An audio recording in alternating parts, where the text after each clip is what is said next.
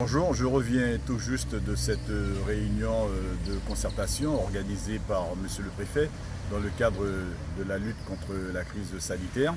Deux points à l'ordre du jour, les mesures de freinage du virus d'une part et le programme de vaccination d'autre part.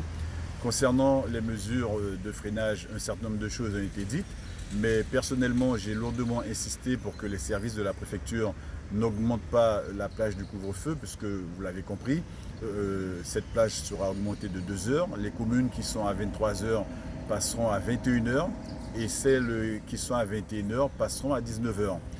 J'ai expliqué à Monsieur le Préfet et à la DG de l'ARS que depuis les 10 mois où on a mis en place cette mesure, aucun bilan, aucune évaluation n'a encore été réalisée pour nous permettre de mesurer vraiment l'efficacité de ce couvre-feu par rapport à l'efficacité des autres gestes barrières que sont le lavage des mains, la distanciation physique, le port du masque, etc. etc.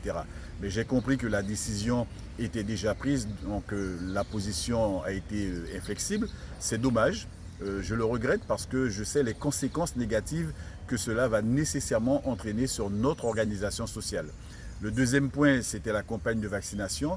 J'ai encore demandé pourquoi est-ce que la Guyane doit se sentir obligée de se caler sur la dynamique érigée au niveau national. Parce que là, Paris décide de vacciner en priorité les personnes âgées qui sont en EHPAD, alors que sur le territoire de la Guyane, on a eu 0 mort dans les EHPAD. Donc de mon point de vue, il ne fallait pas nécessairement commencer par vacciner les personnes âgées dans les EHPAD, mais au contraire, il fallait conforter les mesures de protection qui ont très bien fonctionné dans les EHPAD et puis mettre l'accent sur les autres personnes vulnérables qui vivent à côté de nous, en faisant en sorte qu'à partir des 73 décès observés à l'hôpital, eh bien qu'on établisse un portrait robot, qu'on établisse un profil type des personnes qui sont décédées du coronavirus pour qu'ensuite, dans un deuxième temps, on soit en capacité d'aller sur le terrain pour rencontrer les personnes qui relèveraient de ce profil et de pouvoir les inviter à l'acceptation d'être vaccinés en priorité. Ce n'est pas ce qui a été fait.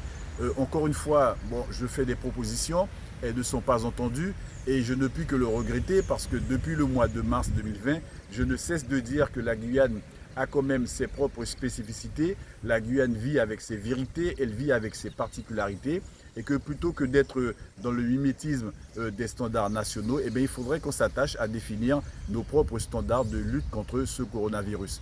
La partie n'est pas terminée et donc je vais continuer à écrire, je vais continuer à dire ma façon de penser pour qu'à un moment donné, les décideurs finissent par comprendre l'intérêt qu'il y a à entendre des voix qui sont portées par les élus que nous sommes et qui sont simplement des porte-paroles de la population que vous êtes. On se dit à très bientôt. Au revoir.